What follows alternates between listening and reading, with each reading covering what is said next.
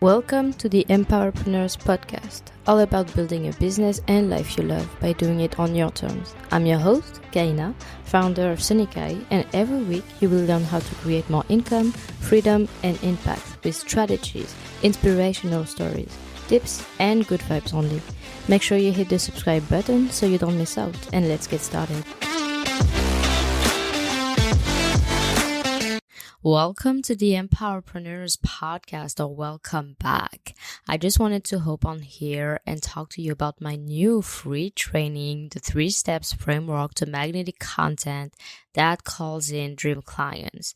If you want to learn my signature step-by-step method to turn your followers into dream clients, and yes, even if you don't have a big following or if you're not an expert yet, if you want to also learn how to create content that speaks directly to your ideal client's soul without being overwhelmed or spending hours in front of your laptop, and if you want to know the biggest mistake coaches and service providers make when trying to grow and get clients and why you don't have the results that you want, this is the training for you.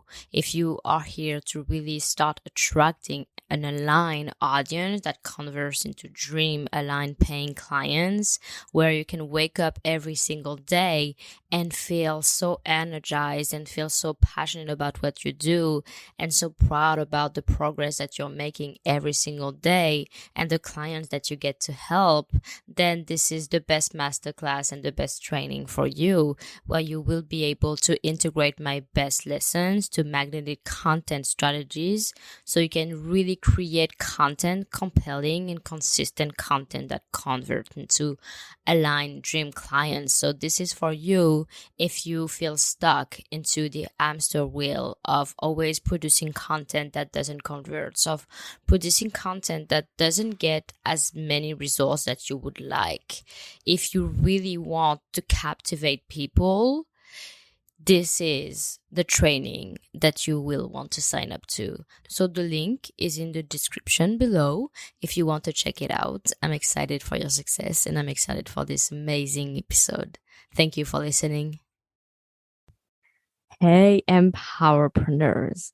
Today is an amazing day and I'm so excited for you to listen to today's episode because I am here with the one and only Krista Williams, the co-founder and co-host of Almost 30 Podcast. She is an amazing, empowering woman, and we're all here for that, like on this Empowerpreneurs Podcast. So thank you so much for being here. Oh, I'm so excited. I feel like this is everything I like to talk about. And, you're just such a light. So I'm really looking forward to digging in and supporting your community and empowering them in however ways that I can. Amazing. So can you start with talking about who you are, introducing yourself, kind of the background, anything at all? Yeah. So I'm someone that my whole life have always wanted to feel like I was doing something that mattered. I've always wanted to feel like I had an impact on the world. And for a long time, that meant doing jobs I didn't like and feeling really lost and feeling really confused and feeling really like my life didn't matter and that I didn't matter. And it caused me to be super sad and super depressed. And along that path, I did multiple jobs I didn't like. And eventually I found Lindsey, who's my podcast co-host and best friend. And we found each other at a really interesting time where I had tried to do a few things that were creative and entrepreneurial and failed. So we met with this deep intention to connect and to learn about each other and really learn more about life. I feel like in your 20s, you think you're going to know more than you do. And you kind of are really fumbling along your path of trying to figure out money or relationships or figure out who you are or figure out what you want to do with your life. And so we just met at this place where we didn't really have a lot of answers, but we had a lot of questions. And we started to record on our closet floors and just kind of ask about all these things that we wanted to learn about. And so at this time where I thought I wanted to be a blogger full time, I was really doing something from the heart with Lindsey. And it ended up that almost 30 was the thing that grew into our full-time jobs and something that I do that I love so much. So I'm a podcast host. I'm an entrepreneur. I am someone that is deeply passionate about life and about learning. And I live in Los Angeles right now. I love how you said, you wanted to, you had tons of questions and you just went for it. And I think the phase where we are so curious and having so many questions is just so thought provoking, and you're learning so much because you are able to ask questions and just go out there and learn from whatever you can learn. Like literally every single people you meet, you can learn something.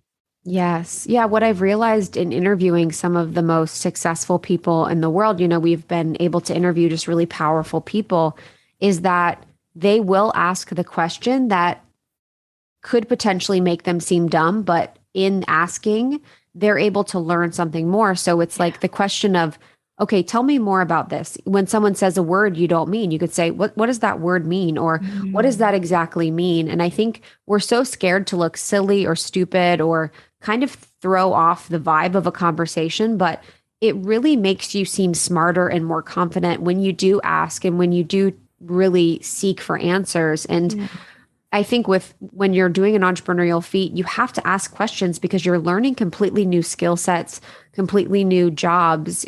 For us, we had to learn how to produce a podcast, how to market a podcast. We had to learn so much. So it's being comfortable being a student and being comfortable asking questions and just kind of letting your ego aside and just saying like, hey, I'm a student at this. I want to learn. It's okay for me to not know, and it's okay for me to ask.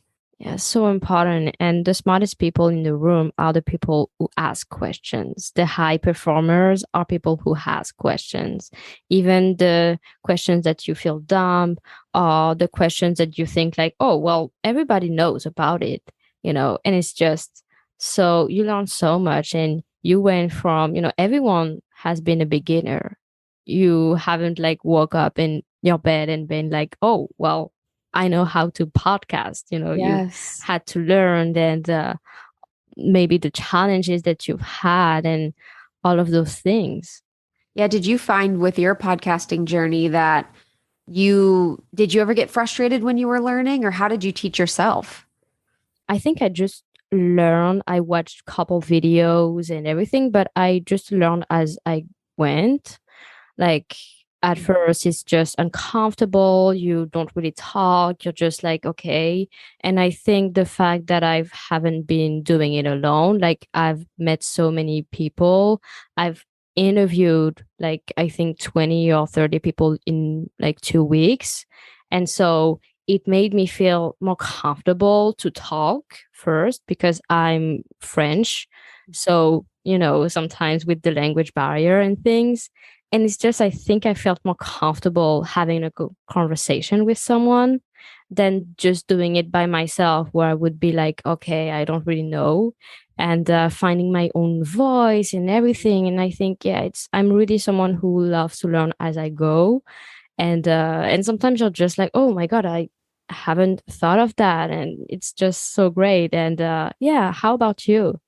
Yeah, I was thinking about that the other day because I've been doing this for like 6 years now. Yeah. And we had an interview, and I was, those days where you're just like, I just don't really want to do anything. I'm like, I don't want to talk to anyone. I just kind of want to be in my own vibe. And I was like getting ready, and I'm like, Krista, all you have to do is have a conversation, and it's a lot of things behind the scenes. If you do a podcast, it's 100 million things in addition to that. But I was like, all you need here is to have a conversation and truly ask the questions that you feel and be yourself. Mm-hmm. And so I think whenever we get overwhelmed with things like with podcasting or with building a business, it's really like taking it and distilling it down to the next thing or like the smallest step possible. Because I think for anyone that's an entrepreneur that's listening, if you're looking and you're saying, okay, I'm working a full-time job, I now want to do my passion full-time and I want to make 6 figures and I want to do all this.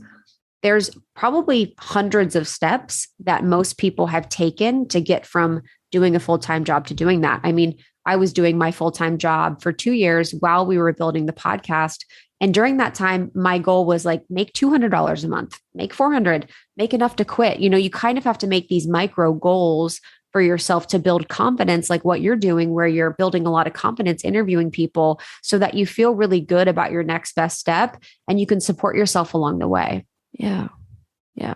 And it's like you have your long-term goal, like it's there, making, a 7-figure business, having, meeting amazing leaders and everything, like it's there. Don't lose the focus, but maybe it's so overwhelming because you see like it's really far away. So narrowing it down and kind of making the plans and also going with the flow. Sometimes we tend to organize so much, like the masculine energy, like organizing everything, having a plan for everything. And you have to also leave room for things that you don't know about. Like it's so unpredictable. Like even though you felt, okay, so it's going to be that and this, it's just like not going this way. Yeah. And I think you limit your potential when you try and do that, when you're like, I'm going to do this. This is what I want for my life. And I did that, for my life. I wanted to be a blogger and I also wanted to be a Soul Cycle instructor. So Soul Cycle's like a fitness class here in Los Angeles and the States. And it was really popular for one time. And I wanted that so bad. And I didn't get the audition. So you auditioned to get the job. I didn't get the job. And I remember being so sad. And now my job and my career is so much more aligned for me than I would have ever thought possible. But if I would have got that, I would have been in an unaligned career. So I think too, we really shortchange our goals. And I think a lot of times when we say, what's your goal? They're actually not very big and they're actually very possible. Every time I've talked to my friends and they tell me their goals, I'm like, oh, that's pretty much already happening. That's pretty much already happened. So how can we make our goals bigger? How can we get excited by our goals? And how can we continue to chip away day by day with the small goals, but then also have the big vision that feels really dreamy and feels really unique? Yeah. It's awesome. Yeah. And what's your big goal?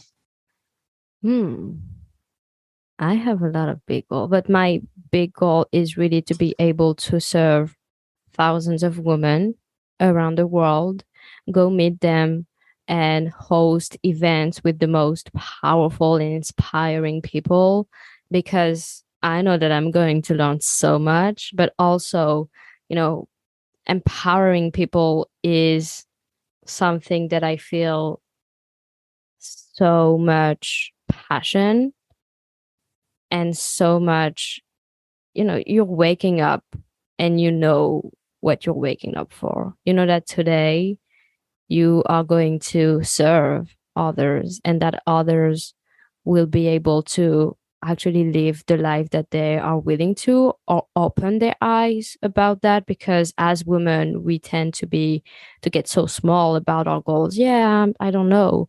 And it's just about uncovering and discovering all the power that we hold. And I love this thing that I'm seeing on TikTok everywhere, like be unrealistic.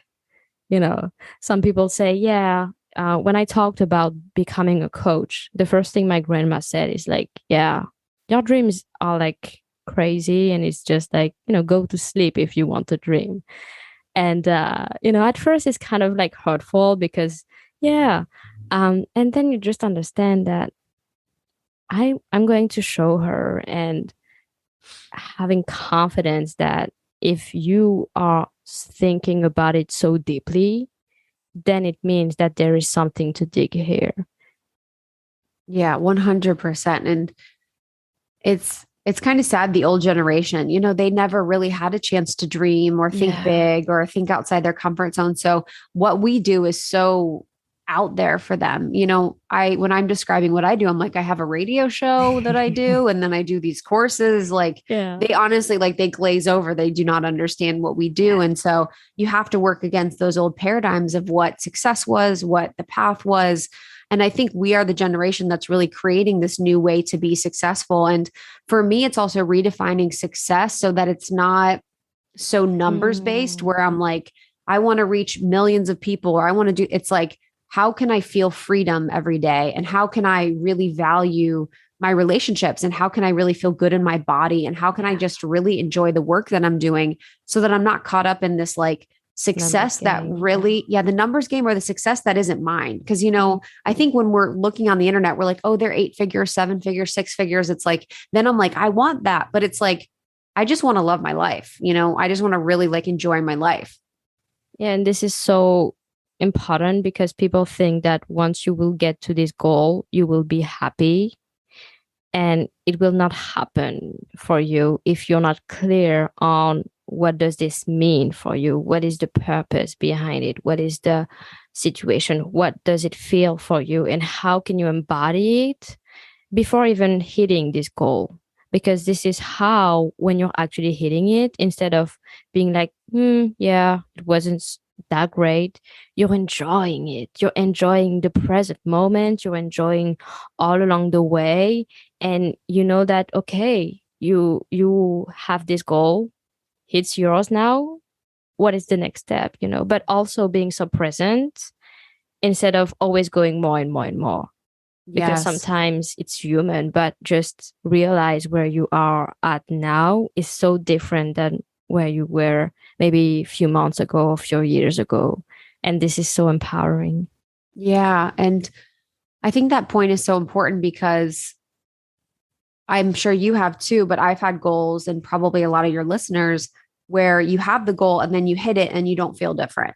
You're like, okay. And I've even done that with my body. I'm someone that talks a lot about body acceptance and my journey with my body. And I remember when I was living in New York City and I was working out all the time and I was below my goal weight. We always, women at periods in time, we can have goal weights that are like our dream goal weights. Yeah. I remember being below it and I was like, I'm 0% happier. And it blew my mind because I was so obsessed with that number. I was like, this is my ticket to happiness and freedom and all of these things. And I was not happier. And so I really took stock at all the ways in my life where I had had these goals and achieved them and then wasn't happier. And then I really realized that I had to focus on making it internal, where I had to start with being happy first and everything else came second. All the goals came second. My lifestyle came second after just really focusing on mental health and feeling really good about who I was. Yeah. And I love how you talk about various subjects. So mental health, body positive, and all of these things that makes women feel like have questions about. And so you kind of talk about it. And what I want to ask you is like how everything did unfold for you. So basically, I had moved to Los Angeles from New York City. I had quit my job in New York City. So when I moved to Los Angeles, I tried to blog. I was like trying to be a blogger. And I was like, I'm going to try to do it full time because I had bought that into that mentality of you have to go all in. If you're not all in, if you don't, do everything to make it work, it's not going to work. And I ended up getting in debt and didn't really succeed. And so I had to get another full-time job. So for 2 years, I worked at a full-time job and then met Lindsey and we started building Almost 30. And Almost 30 really grew because Lindsey and I didn't have the intention of making it grow. We really allowed it to be what it should be. We really didn't focus on making money. We just kept following our joy and we kept following the love of the process. And each day we just had fun talking, had fun figuring things out, had fun growing, had fun learning. And I really saw the power of coming at things with the right intention and with the truth and with an honesty. And that's why we've been able to do it for 6+ years, because a lot of people go into this business of being an influencer, YouTuber, content creator, podcaster, public figure, speaker, whatever. And if you don't have the right intention, you can get really burnt out because you actually see how much work goes into it. When we look at Instagram, we're like, wow, that looks really fun. Like you just talk on a microphone and everything happens. Like it's so much behind the scenes of research, of emails, of confirmation, of travel, of scheduling, of feedback, of coaching, of working on yourself so you have an amazing product in the end. And so basically the journey of it has been discovering this thing that I love and then just figuring out each year how I can love it more and how I can be better at it. And what was the thing that when you succeeded, you wasn't expecting of? Yeah. I really wasn't expecting when it was successful to first of all, I didn't really expect it to be successful. We never Yeah, going into it, we were like, oh, we just love it. We never had any this is expectation fun. for it to be successful. And still to this day, I'm like, whoa, I sometimes am reminded, I'm like, I can't believe it. But we really just showed up for it. And it was the only thing in my life that I did at the right time. There's so many things like, say you started a TikTok 5 years ago, or say you started a YouTube 10 years ago, you were Mhm. probably at the right place at the right time. And podcasting was smaller then, not many people were doing it. So we were at the right place at the right time and just got really lucky that we loved what we were doing and were able to connect with people. Yeah, but you also worked for it. When you see when you started versus now, what is the biggest difference? Yeah, I mean, it's so much. So when we started, it was 6 years ago. We were on our closet floors. Oh my God, we were just so different and so young. Like we sounded so silly. What we talked about was mostly relationships and just feeling lost and all these things. And we didn't really know who we are as much as we do now, because when you're recording a podcast multiple times a week, it's really a self study. I can hear myself in my headphones. I can hear myself when we play the podcast. So if I'm not using that as a way to be a better speaker, talker, interviewer, then what am I doing? So Mm. I feel like the quality of the show has just gotten so much better and crisper and clearer. And I feel like we are so much more of ourselves, because there was a few years where we got a little lost along the way. When you have an audience and a community and people that are listening to your show, they have opinions about your show and what you should do with the content, who you should interview, what you should talk about. And for a few years, I remember feeling like we were really just doing everything everyone else wanted us to do. And we were talking about all the things everyone wanted us to talk about. And it was feeling really disconnected from the content. And so in the past year or maybe year and a half, we've really taken back that power to ourselves to be like, we're going to choose the content and the topics and the conversations that we have. Of course, it's informed by our audience because we're so close to them, but it's like we want to be the ones in charge of our destiny in that way. So it's feeling more grounded and empowered, but it's gone through such an evolution, as with any entrepreneurial journey. Mhm. And you've met a lot of high performers and people that you were inspired by. What is one person that said something to you that really hits you? Yeah. So we've met some of the biggest and best, Jay Shetty, Mel Robbins, Gabby Bernstein, just Glennon Doyle, really powerful people over the years. And I think one of the ones that seems very simple, that's probably actionable, that your audience could take on, was something that Mel Robbins talks about, which is, the high five habit. Yeah.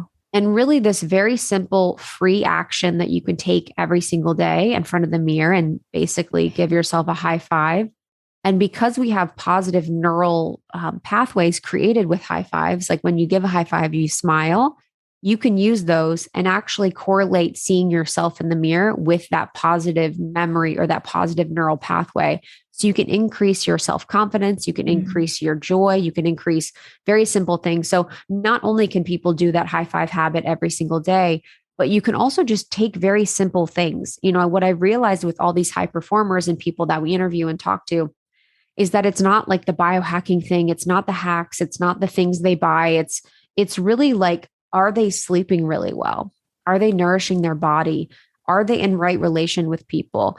Are they, spending their time mostly doing things that are helpful for their future rather than hurtful? They're all things that actually a lot of people can take and apply to their lives, even if they have access to things or not, even if they have access to lots of money or not. So I realized that it's actually very simple. It's about keeping the whole being really happy and keeping the whole being really present and grounded and excited, rather than like all of the external things. Yeah. And it's really like simple as well, because sometimes we think the more complicated it is, the more success it will be. And the more I'm on my the more I'm on my entrepreneurial journey, the more I get that the easier it is, the better it is. And what I love with Mel Robbins is how authentic she is, like the way that she talked about the fact that she had drinking problems and, that she created this high five habit and did all of the science behind it and everything while she was on a healing journey. And this is so like vulnerable. And I think that people can really relate to that because and it goes back to what we said earlier, like she is successful but she wasn't happy. Yeah, and I think we often are feeling unhappy, or maybe we're drinking a lot in the pandemic, or we're not working out, or we're not eating well, and we kind of get stuck in that way. But it's like, how can we reframe that to see that as part of the story that you're going to tell when you're on the other side? When we look at Mel as the example, it's like that was important part of her story because you're like, I can relate to that. And then, but she came out on the other side. So how can it be part of your story, not the story? And what makes you feel inspired? I just love that in my business as an entrepreneur that I'm able to just move really quickly and agile. Like you're able to just pull an idea and create it right away. So I think the momentum of creativity creates more inspiration where you're like, oh my gosh, we're going to do this. And then we're going to do this. And we're going to do this.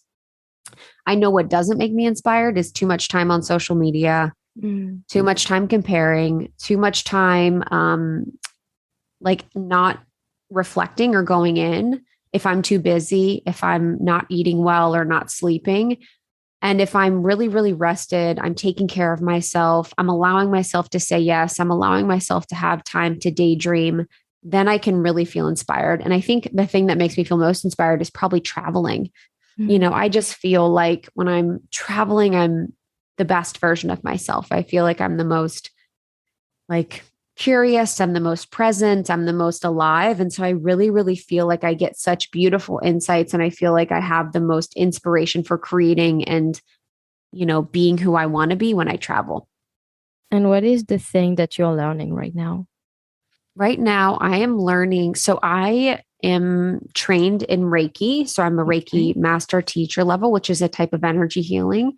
And so now I'm really learning about energy work, and I'm working with a few mentors to help support me in energy work. And this energy work, what I've found with studying energy work over the past years is that it's so helpful in conversations, like when I'm in interviews, checking in with my energy, like how am I feeling? What kind of energy am I bringing to this conversation? Am I making them comfortable? Am I making them nervous? Am I making them feel empowered?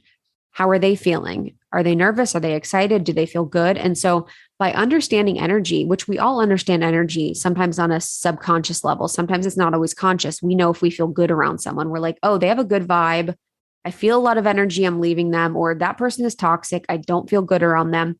But I want to bring more conscious awareness to that so that I can use that to my advantage to really just optimize my life and my relationships and what I do. So I'm learning more about energy work, and I'm applying that to my life. I love it. And you've done so much like great things. Like you did a podcast, but you also have a membership. You also have courses and everything. And how did every ideas that you've had were happening for you? Like what was the mindset behind? Yeah, I think so. What we've done is what I really suggest to people is to really like build the car while it's moving. And so we have the podcast, and people said, we want to connect more in community. We want to feel like we have a space to talk about the things we talk about on the podcast together, because for a lot of people, they can't talk about spirit guides. They can't talk about aliens. They can't talk about, their wellness routine with everyone. So the community was created, the membership was created because people wanted that, because people that listened to the podcast wanted more. So they asked, we did. And then for the courses that I've done, whether it's the Life Edit or whether it's Law of One, or whether it's for podcasters, we also support podcasters.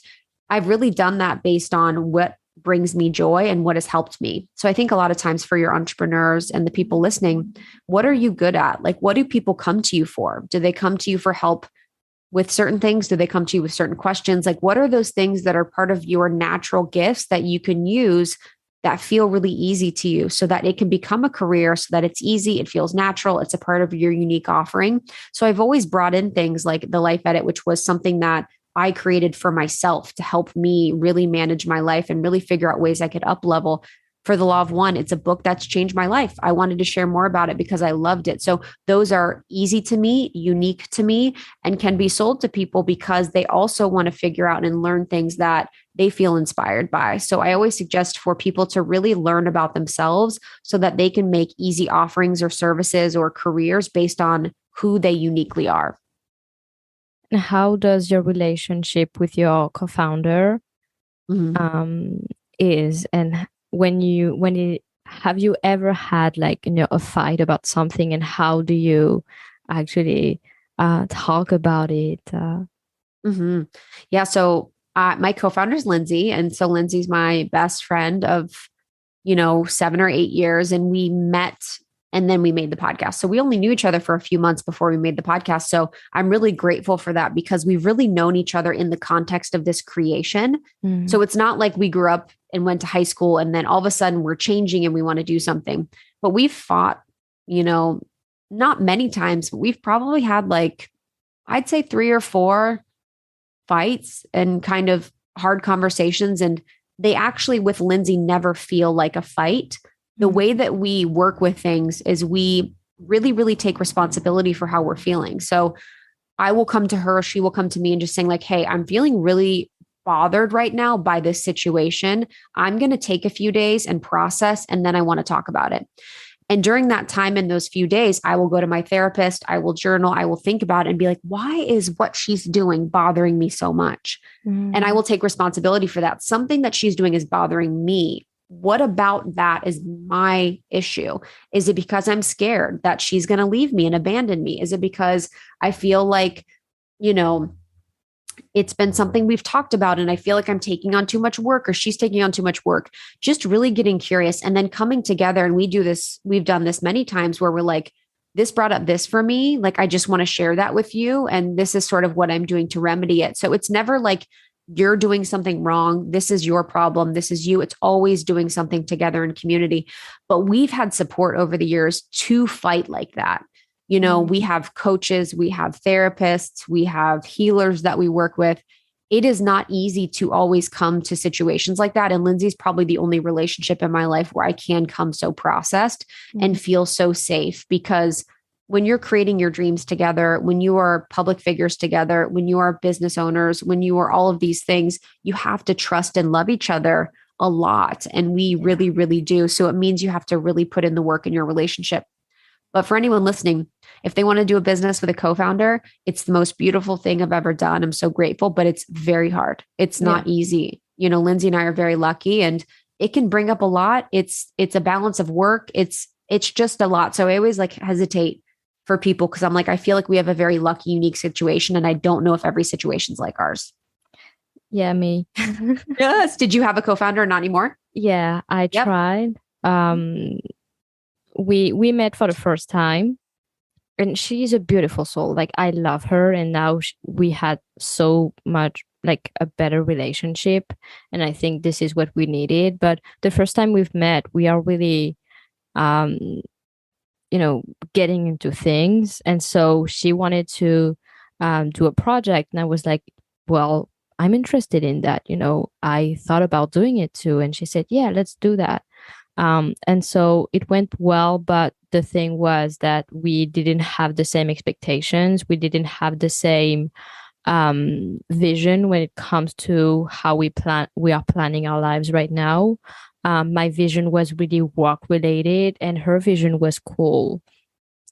So definitely not the same pathways right now. At least it was for this moment. So I was triggered and she was too, because I was working a lot and she felt like I was pressuring her. So we kind of talked about it, and it was kind of hard in the beginning to admit that it wasn't working and everything. But then she kind of made me realize how much I could count on her. And I think this is just beautiful also. So yeah. Yeah, it's a lot. the work balance thing. And then we've struggled with that too, where sometimes I'm working more, she's working more, and people are so different. Like people have their unique strengths. So sometimes it's like I can work, I just working is very much a part of me, but Lindsey's more creative. She works in spurts. And it's like, at first for me, I was so triggered by that. I'm like, oh my gosh, you need to be working 9 to 5 every day. And now I realized a lot of times I was jealous. I was like, I wish that I could go take a walk in the afternoon. And I was like working with an old paradigm of the 9 to 5. And I was getting mad at her for what I wanted to be doing, where I was like, I want to be working in spurts. I want to be doing those things. So how can you use those triggers to learn more about yourself and really just like check in with who you are and how you're showing up? But again, having a co-founder is not for the faint of heart. It's a lot of work. This is kind of doing shadow work, you know. Yes. Like everyone is a projections of you and you are a projection of them. So if you feel triggered by someone or something, then there is something to learn here. Yes, 100%. And so you've mentioned that you're working with healers, mentors, and coaches. So how, why, and everything? Yeah. So for anyone, again, that's having a business, wants to create a business, and I'm curious of what your journey's been like with this, but I realized that I needed to have support. And my coach, who we've been working with for a few years now, said at the beginning of like 2020, he was like, how are you going to support yourself this year? Like, what's your plan for support?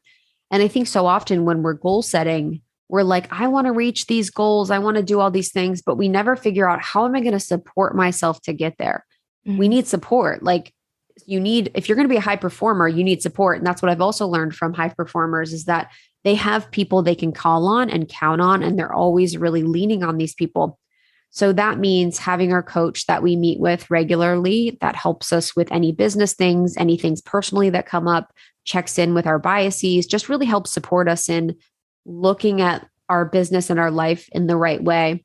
And then we have therapists. You know, I have a therapist that I work with every week. She's been incredible. I really love her. She does a lot of EMDR work, somatic therapy, and she supports me in my limiting beliefs and really seeing clearly what's going on.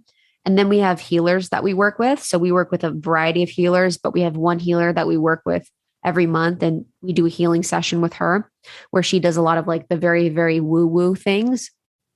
And then Lindsey has her own therapist that she works with. Lindsey works with a therapist as well. So it's like making sure our mental, our spiritual, our emotional game is just in check, because when you are a public figure or a podcaster or content creator or coach, it is your responsibility to be as clear of a vessel as possible, especially if like you're a coach.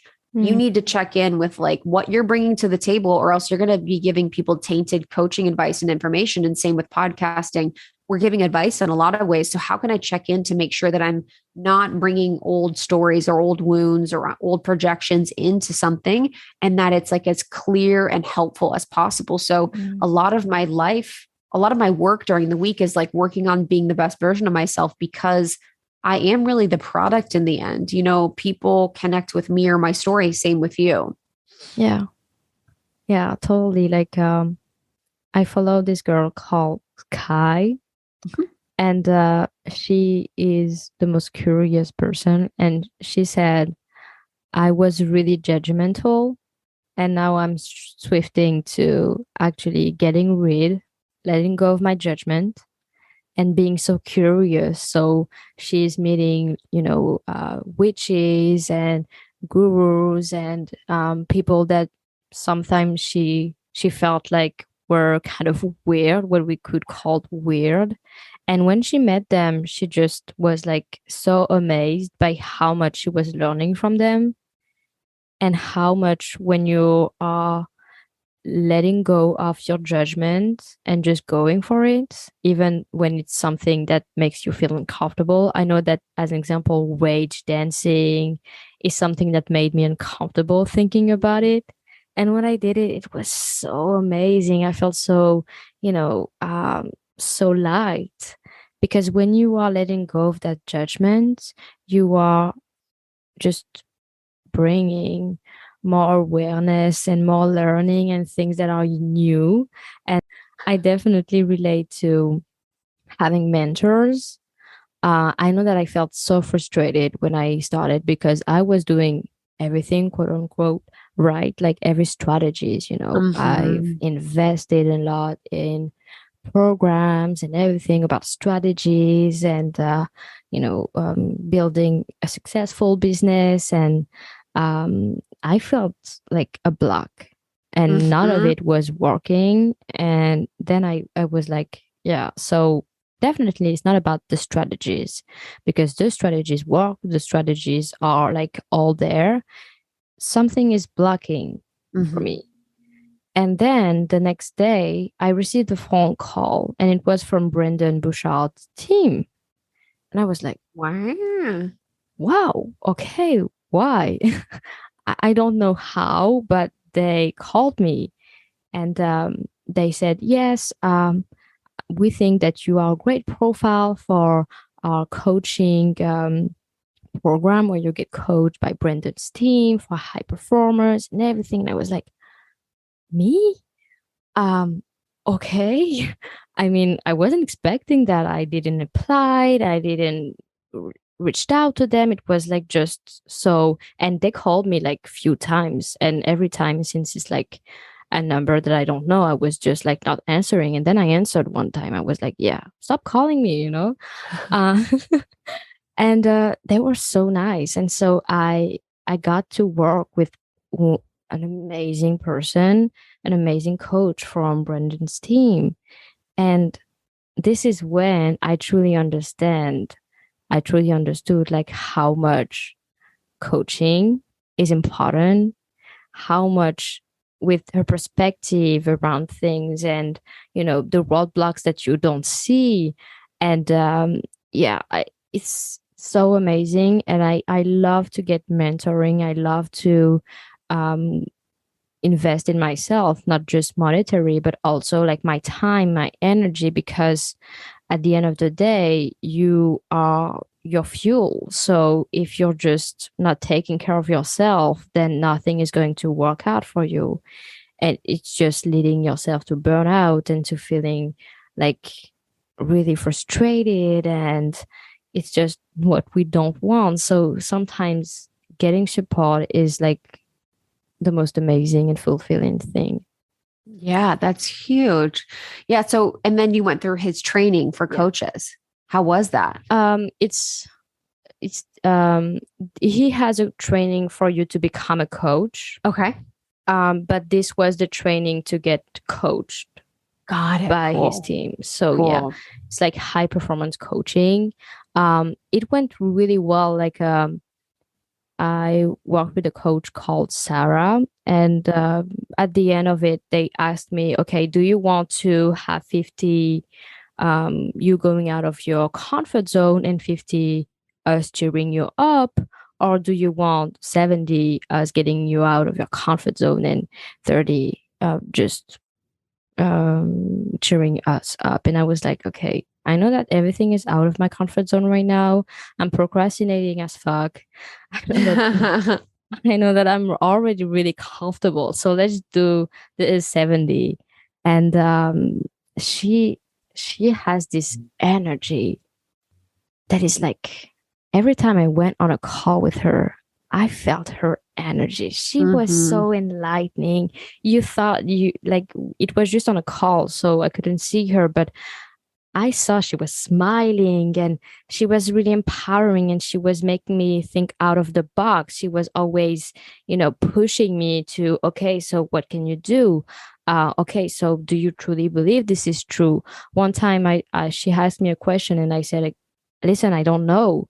And she told me, well, I'm out of I don't know in the store. So she was like That's really good. taking me out of my comfort zone and just making me okay, let's think through this and let's walk on this together. And she was so listening I felt so listened, I felt so understood. Like sometimes I felt crazy. Yeah. um and just the fact that she was like, you're not crazy. You're 20, you have so many to uncover, and you're just doing like the best right now. And it's like, she's amazing. I've learned so much. And then it uncovered like the last week we walked together. I've had my first clients. Oh Like my on the same gosh. week, I've had like Yes. 4 to 5 clients. And I was like, the last week, oh my God. That's the best feeling when you're like, yeah, everything just aligns. You're like, oh, Yeah. I'm in the right place at the right time. I'm doing the right thing. That sounds Yeah. amazing. And all of the challenging also, like challenging yourself to, and I'm still doing it.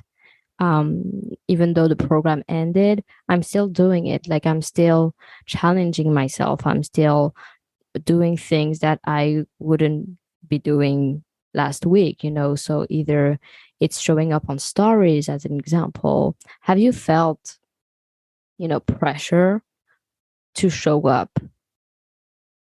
Yes.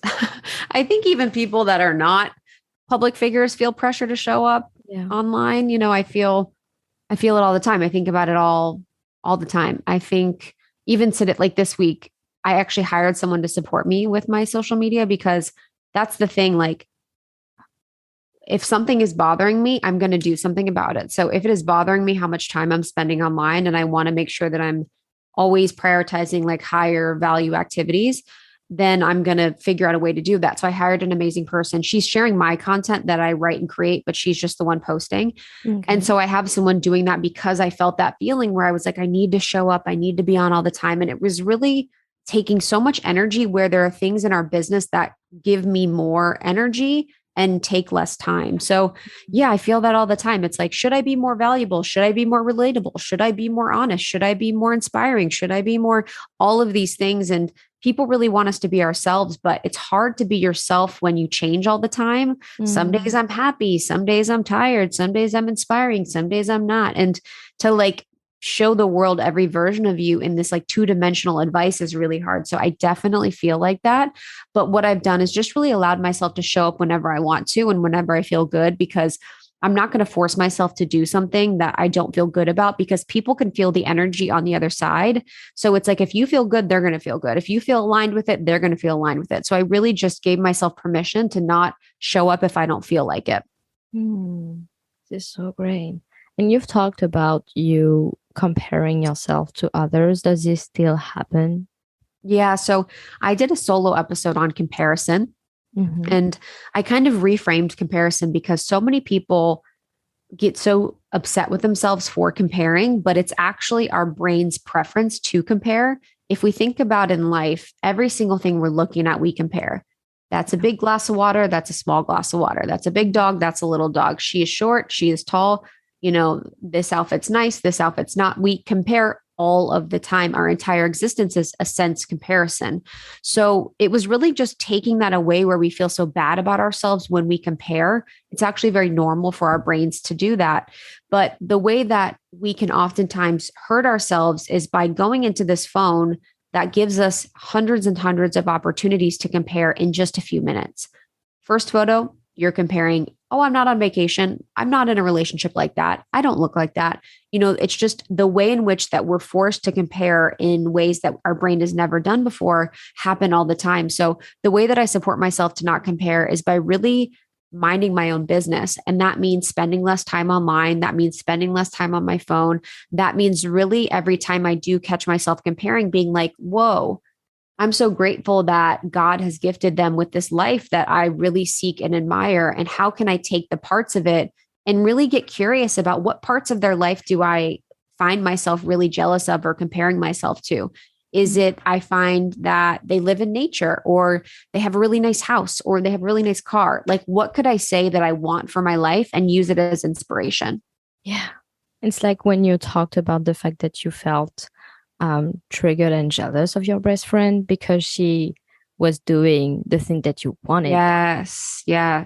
That happens so much in relationship, even with my husband. Like, we'll be chilling and I'm like, that you should be, doing whatever. You should be doing all these things. And I'm like, I'm jealous. I want to chill. I want to rest. I want to relax. And so oftentimes what we're most triggered by is sometimes jealousy can be in there. We really want, but we feel like for some reason we can't do what that person's doing.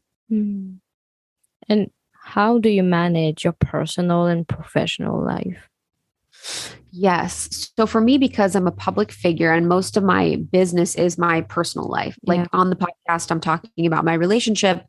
my body, my spirituality, my wellness. I'm talking about everything that's very personal. So I've had to get more clear about the boundaries between those two later because I realized at a point that I was sharing every single thing and relationships in my life didn't want to be talked about or shared. There's people that don't want to be public. They don't want information about them to be public, whereas I don't really care. I'm kind of like an open book. So I've had to be more clear and be more mindful of the people I love and the people that I work with and the people that are attached to me, that their stories are not getting shared. It's only information that impacts me. So it's trial and error. There have been times where I've upset people in my family or upset people that I love because I went too far.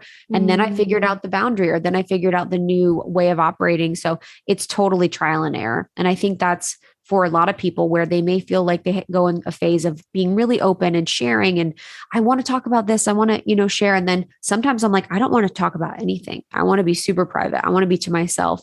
And I just honor myself in those moments. And I know that I'm being authentic if I'm being truthful to myself. And if I forced myself to share or talk about things about my business or personal life, then the energy would be off. And that doesn't feel really good.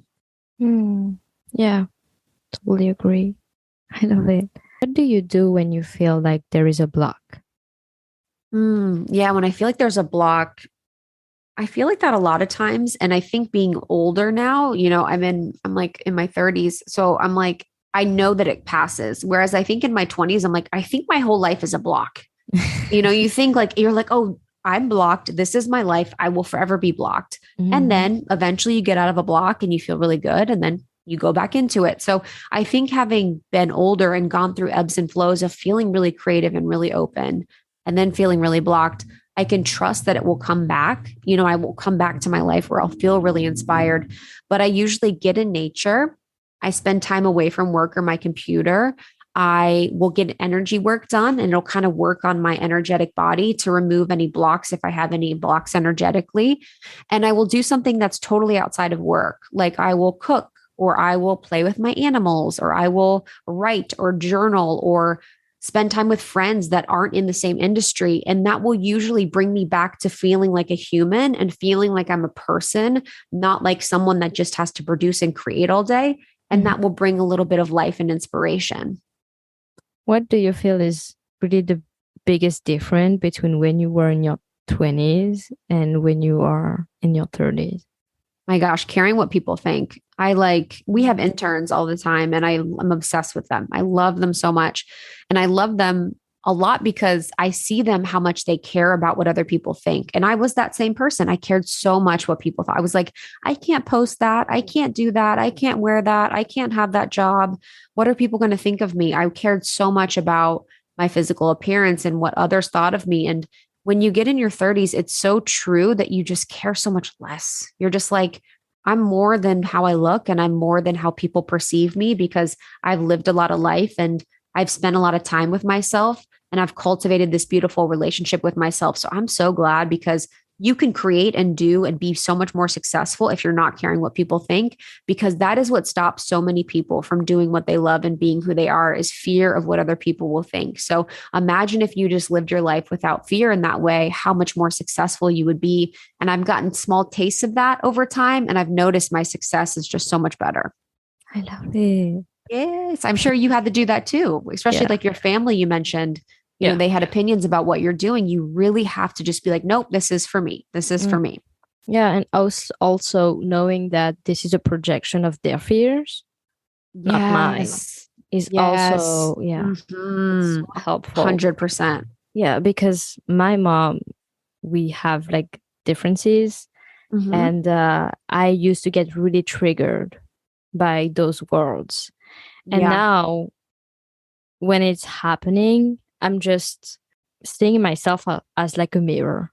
You know, I'm just a mirror of them. And if they are saying things about me or about the things that I should be doing, or I should get like this, or I should be this or that, I should not go this way, I should not anything, I'm just a mirror of them. So it's just they wouldn't feel, either it's because they want to protect me, you know, it's really loving. And also knowing that it's okay. They have their own thoughts, they have their own beliefs and everything. And it doesn't mean anything about me.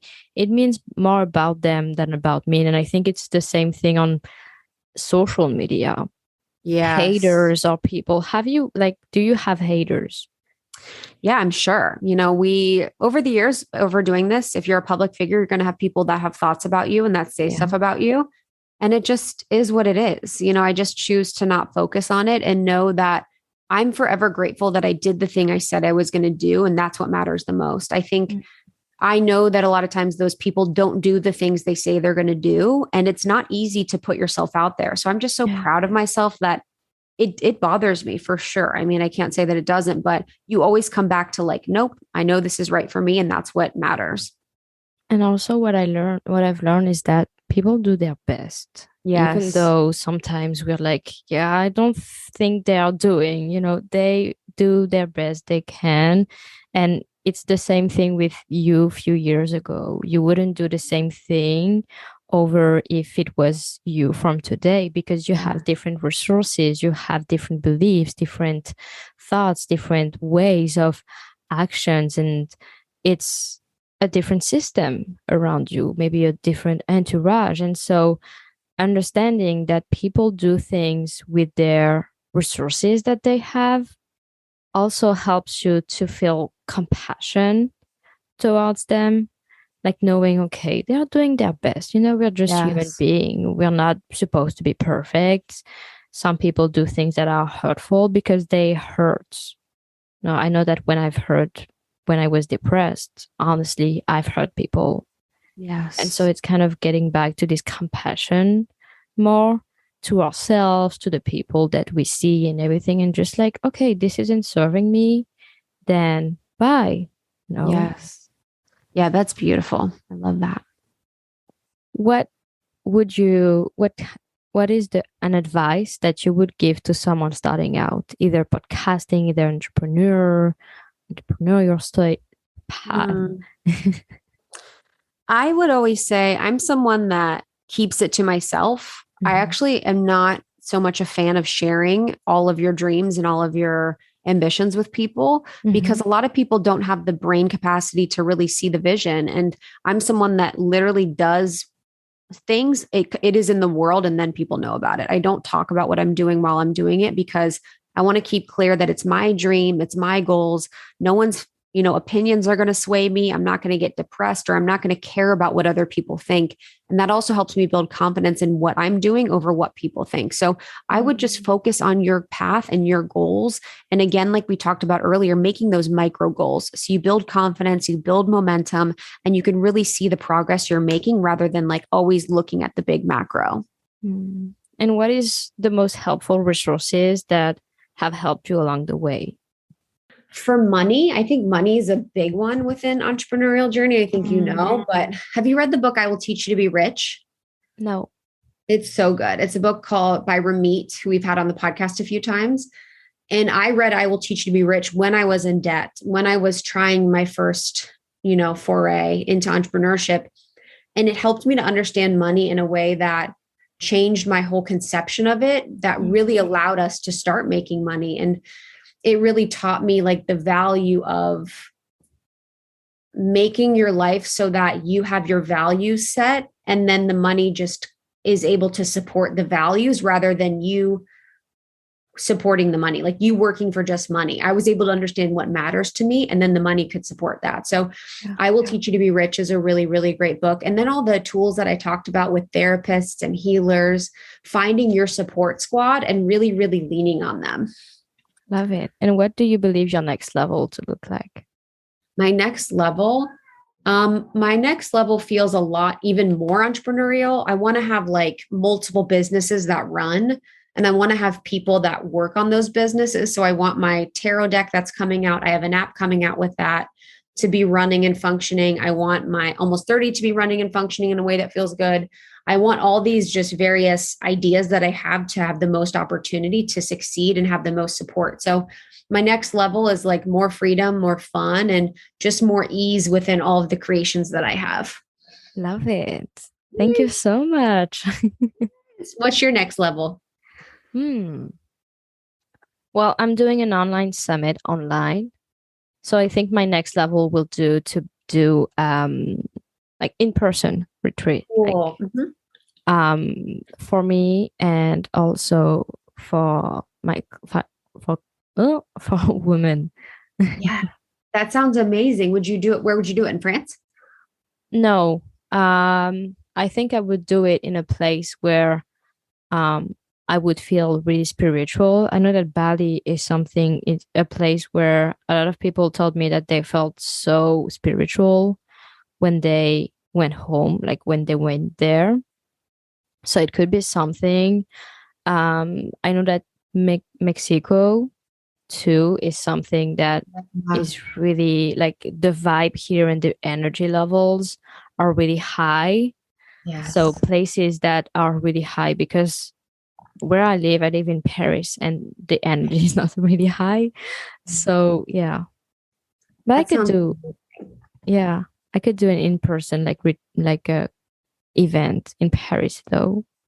You should. I mean, that's what we did. We started really small in like a friend's backyard and then worked up to tours and retreats and all of that. But it's like you always want to be like, okay, I want to do a virtual summit with thousands of people. But it's like just starting with like your impact you can make in your community, I think is just the best. I think that sounds amazing. Yay. And so it is. Love it. Asking it's given. Yes. Thank you for such a great conversation. This was so beautiful. And I'm so excited about your journey. I think it's just so exciting. Thank you so much. A question that I like to ask at the end of every podcast is, who would you like to see next on the podcast? Brendon Burchard. Like it would be amazing. You are someone who's made their dreams and their wildest dream happen and still is doing the things that feels more like joy. You've been able to help really amazingly others, always serving. The podcast is amazing. The courses and even the membership is something that, you know, is really, it's not just fame and glory. It's more well-being, knowing who you are, being authentic. And I think it's so much more important and grounding when you are doing all this mental and spiritual journeys and implementing it in business and everything. But yeah, I truly think that this is a beautiful work that you're doing. And yeah. Oh, thank you for a beautiful day and conversations. I'm excited to share. So that means so much. I'm excited. I loved this conversation. Thank you so much. Where can my listeners find you? Almost30.com is great. Almost 30 wherever you listen to podcasts. And then the membership is at almost30.com. And then I'm on Instagram at It's Krista. So it's ITSKRISTA. Okay. Everything is in the description below. If you enjoyed this episode, I would be so grateful for you to subscribe to the Empowerpreneurs Podcast and leave a review. Let me know what you enjoyed and tell me who would you like to see on the podcast next. I'll see you next week.